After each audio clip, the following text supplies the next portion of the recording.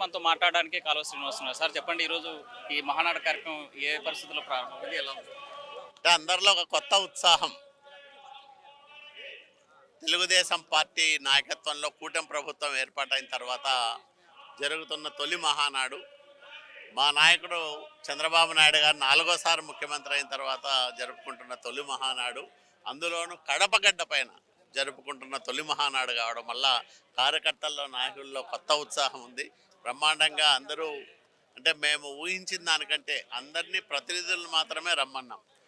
మరి మీరు చూస్తూ ఉన్నారు, పొద్దున్నే 9:30కే కిలోమీటర్ల కొద్దీ ట్రాఫిక్ జామ్ అయిపోయింది. రోడ్ల మీద ఎక్కడ చూసినా తెలుగుదేశం పార్టీ నాయకులు, శ్రేణులు తండోపతండాలుగా వచ్చి రోడ్లన్నీ నిండిపోయిన పరిస్థితి.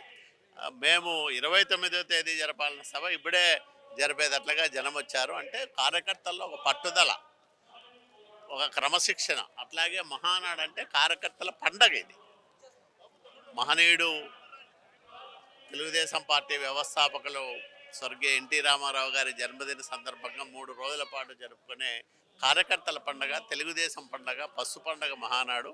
కాబట్టి ఇంత ఉత్సాహంగా వచ్చిన శ్రేణులతో పాటు విశ్వవ్యాప్తంగా ఉన్న తెలుగుదేశం పార్టీ అభిమానులకు, తెలుగు వాళ్ళందరికీ కూడా ఈ వేదిక ద్వారా మేము స్పష్టమైన సందేశాన్ని ఇవ్వబోతా ఉన్నాం. ఈ రాష్ట్ర భవిష్యత్తు చంద్రబాబు నాయుడు గారు అనే ఒక అద్భుతమైన వ్యక్తి చేతిలో భద్రంగా ఉంది.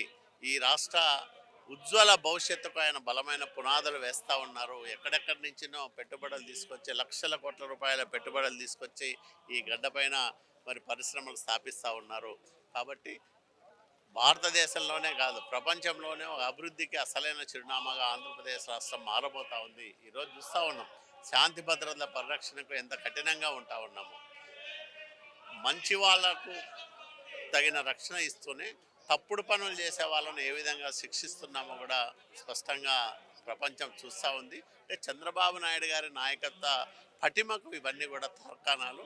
కాబట్టి ఆయన ఉన్నాడు కాబట్టి రాష్ట్రానికి ఒక భవిష్యత్తు, ఆయన ఉన్నాడు కాబట్టి రాష్ట్ర ప్రజలకు ఒక భద్రత.